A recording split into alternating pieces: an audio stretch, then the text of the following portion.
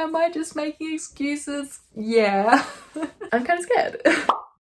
Hey besties, and welcome back to my channel. For anyone who's new here, I'm Sophia and I love reading romance books. Today we're going to be doing a super fun and maybe also kind of super sad video where I read 1-star reviews of my favorite books. I honestly think it has to be a universal experience to finish reading a book, rate it 5 stars, and dive headfirst into the 1-star reviews on Goodreads and start questioning everything about the book you just read. But one man's trash is another man's treasure, and I happen to love trashy books. Before we get into it, I do just want to say I am not taking any offense whatsoever to these reviews. Everybody has their own taste and I am in no way hating on these people. I just think their reviews are funny and I want to react to them. So let's dive into reading 1-star reviews of my favorite books. To begin with, I want to start with a really hyped book, one that has an abundance of 1-star reviews. This is Fourth Wing by Rebecca Yarros. I absolutely adore this book. I gave it 5 stars earlier this year. I cannot wait for Iron Flame. And I don't know, I can see this one's flaws, which it definitely does have, but I still absolutely adored it. So our first review, someone said, if I had $1 million for every cliche in this book, of which there are a multitude, I'd still regret spending $20 on all 498 pages of this mess. I mean, you might regret investing in Fourth Wing, but at least you'll be a millionaire. So I do agree though, there is a hell of a lot of cliches in this book. Next one, there's a valuable lesson to be learned here, and it's that when you see the entire Goodreads community read and 5-star the same book, you run as fast as you can in the other direction. I especially enjoyed the mediocre writing, boring love story, and the this might as well happen plot, where an allegedly frail and weak character is at the same time overpowered as fuck and gets everything handed to her on a silver platter. 0 stars. Look, you're not wrong. Usually I would have to agree with you in running in the opposite direction. I often avoid a lot of hyped books for that exact reason, but Fourth Wing is the exception for me. Now, is Violet overpowered? I suppose, yeah, she kind of is actually, hey. Towards the end of the book, she gets real overpowered, I'm not gonna lie, but that's just what happens when you're the chosen one, you know? When you're not like other girls, you just get to be overpowered. I definitely think she played a lot of things smart though, like she's an intelligent girly and she uses that to her advantage. Oh my god, this next one. It just says Xaden wears skinny jeans. Look, he could. Skinny jeans are probably much more practical when you're on the back of a dragon. Would they be like skinny leather jeans? Honestly, I just appreciate the simplicity of that review. Who had a gun to the head of everyone who rated this 5 stars? I can confirm no guns were held to my head. Rebecca did not pay me off to say that I love this book, I promise you. You guys live in Delululand. If you think this book is good, not sorry. Honestly, girl, don't apologize. You're so valid in saying that. I always live in Delululand. I do actually have a citizenship and a permanent residence in Delululand. It'd be really nice if we had dragons here, but unfortunately, you know, that's just not in the budget. Who doesn't live in Delululand, honestly? Oh my god, this one I just love because of all the emojis and like, Lowkey, she's not wrong. It just says, I'm so tiny. Ew. Oh, I hated that. Again though, like, you're kind of not wrong. It's honestly one of my biggest grievances in books when the heroine is tiny and she feels the need to constantly remind you of it, but I don't know that I ran into that issue in Fourth Wing, but you know, if it's in there, I get where you're coming from, trust me. Okay, and that's the end of our Fourth Ring reviews. Now we're going to move on to Done and Dusted by Layla Sage. This is a recent read of mine. It's a cowboy romance.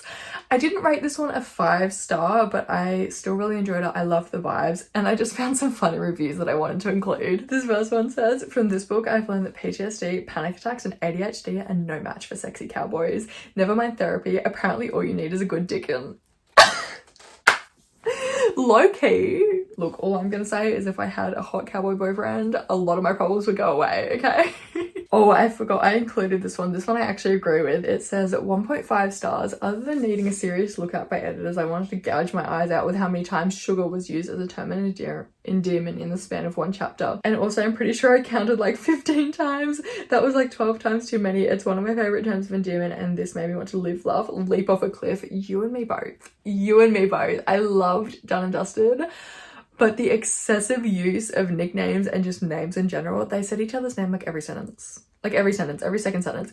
It was ridiculous. I refuse to use the word overhyped because one man's trash is another man's treasure. But if I had a quarter for every time he used sugar unironically, I'd be able to buy the developmental editor this book so desperately needed. I don't even disagree. Like, story was fun, easy, cute, and somewhat shallow. Wouldn't recommend to anyone, but don't absolutely regret reading it. Kinda. Cool. The way that I absolutely agree with like everything they said. Look, I can see the flaws in the books that I read. I just choose to put my blinkers on, put my red flag glasses on, and keep going. Oh my god, okay, these next ones might be a bit controversial. The next book I'm including in this video is Haunting Adeline by H.D. Carlton. I read this duet earlier this year and I really enjoyed it. I do see its flaws, obviously, but I still loved it. It's a dark romance, dark stalker romance. I think it's probably the darkest book I've read, at least Hunting Adeline is, but I still loved it. I still really enjoyed it. These reviews though, I know are gonna be so good. So this first one I've actually seen before. I think someone might have posted it on TikTok, but I love it so much. It's so funny, I have to include it. This person said, didn't read it, but this bitch I have beef with adores this book. So 1 star. You're so valid in that, honestly, I would do the same thing. This next person said, I'm just gonna pretend like I never read it. Please play along. I will happily play along for your sake. This next one, this person said, once again, you book talk people make me want to die. Honestly, same. Me too, but not with regards to this book. I absolutely do agree though, BookTok has some very questionable recommendations from time to time. Actually no, majority of the time. It's only time to time that they're actually good. This next one, again, I just included because of the emojis because I think it's so funny. They just said, very disturbing read with 3 flame emojis. Like, why did you include the emojis? I don't know, I just the irony of the two like side by side makes me laugh. I love it. Also was low-key disturbing, so you're right on that path. These short but simple ones always make me laugh. This person just said, damn, this was trash. You know what? One man's trash, another man's treasure. Okay, I think we can all agree that this scene scarred us. This person said, what's happening? Oh, okay, sure. Wait, what? Is that a gun? Oh, no thank you. No, I'm good. Oh Jesus, God, no, I'm sorry. Nope, I'm good. Bye. Listen, when I read this scene, I was on an airplane. I was smushed up against the wall of the airplane with my book open, literally this much, reading with my head, with my like whole body turned so nobody could see over my shoulder. Oh my god. It was low-key traumatizing and I kind of just blocked it out of my memory.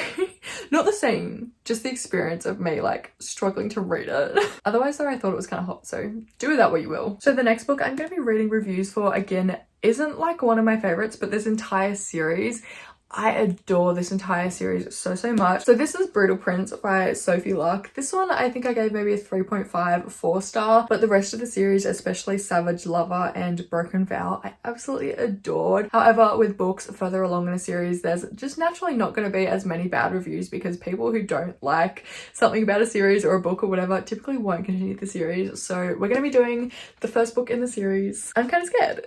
1 brutal star for 1 very not brutal prince. Look, I'll agree with you, Callum wasn't all that, okay? Honestly, I kind of liked him more in the later books when he had a little family and was like a cute little dad. This person said it googled top 10 reasons for homicide and this book was the first one. Are you getting inspiration or are you doing the murdering? You know what I'm saying? Either way, you do you. This one's similar to the first one. They just say, let's appreciate the brutality of the brutal prince. He's so brutal. He's honestly really not. Like, that's what I was saying before. He's not a brutal prince. He might be a prince, he's not brutal. Okay, this one's like a little more actually serious. This person said, if the mafia's 12-year-old cocky stepbrother that thinks he's so cool and scary but would probably shit his pants if someone screamed boo at him was a book, it would be this. Maybe I kind of agree, but I also think it's a little bit too far. I'm not defending Callum in any way right now, hey. Alright, last one for Brutal Prince. This person said, I'm so tired of these mega rich, giant, fancy, emotionally unavailable, aggressive, invasive, murderous, crazy, overpossessive, ripped, giant penis men. Please cut me a break. Can I please read 1 romance without being subjected to this torture? They are everywhere and they're all the same. Also so incredibly disappointed in myself for letting this be my first book of the year. Oh, I'm sorry you were disappointed with it. Especially for your first book of the year. That's so sad. But like, honestly, Again, I kind of agree with you. I am a little bit sick of the morally grey characters as well. Like, I want more golden retrievers. I feel like we don't have enough golden retriever book boyfriends. Oh, these next reviews are for my most recent 5-star. This is Playing by the Rules by Monica Murphy. This is a college football romance. I read this one about a month ago now, I think. I absolutely adored it. It's very forbidden, brother's best friend, heaps of sneaking around. I just love it so much. I will admit though, with this book, you will either love or hate it. So let's see what those who hate it have to say about it. Oh, this person just said, I don't know how it managed to just get worse. Did it get worse? I thought it got better. And dive headfirst into the 1-star reviews on Goodreads and start questioning everything about the book you just read. This next one said, same old, like so many others by this author. If you're looking for page after page of non-stop, graphically detailed, down and dirty sex with very little meaningful relationship building, look no further. If they aren't doing it, they're thinking about it.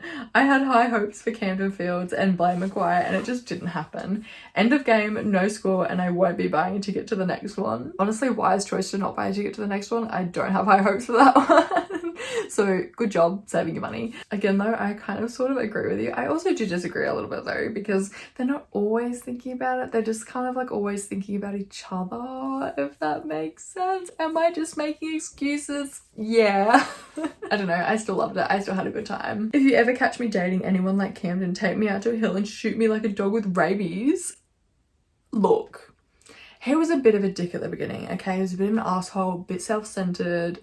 I understand, but towards the end, and like as he cared for Blair and as their relationship developed, okay, the third act climax was a bit shit, but I don't care. I love their toxicity. I'm overlooking it. I will never find myself a Camden in real life, and that's probably a good thing, but I love reading about it. You know, it's fiction, so it's fine. And this is just what I was talking about with the third act climax. That's a bit shit.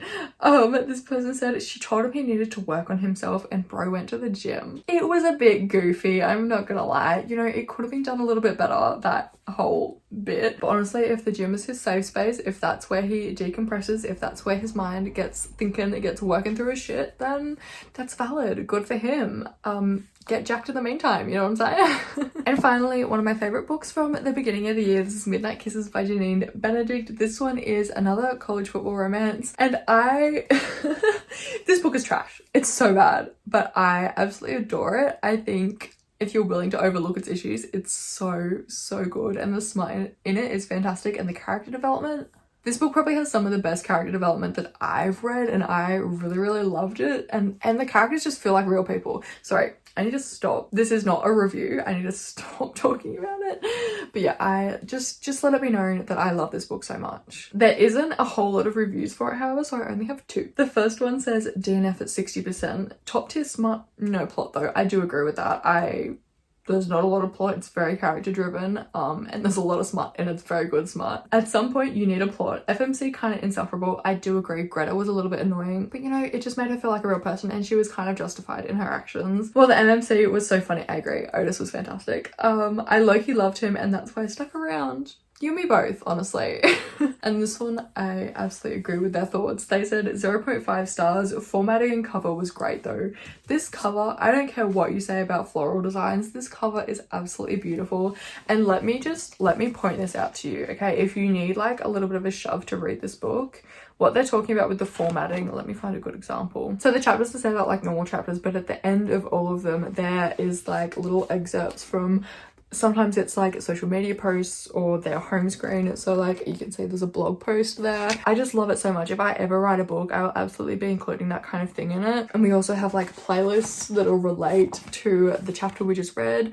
And I love it so much. It makes it just so much more fun. And it's another playlist. I've also got like emails. God, I love it. I love this book so much. Okay, and with that little obsessive tangent of mine, we've come to the end of this video. I really hope you've enjoyed watching it. I really hope it was entertaining. I also hope I've maybe convinced you to read some of these books by their bad reviews. I don't know. But I really do love all of these books, and I always have such a good time reading their bad reviews. I honestly just love reading bad reviews of any book. Sometimes they're even the convincing factor for me to buy a book and read it. But yes, thank you so much for watching. I really hope you had a good time, because I certainly did. If you did, don't forget to like, comment, subscribe, and follow my books degree Bookstagram, my Bookstagram and Goodreads, which are always linked in the description. I would love to have you guys over there. And yeah, thank you so much for watching for like the second or third time, and I will hopefully see you in the next one. Bye!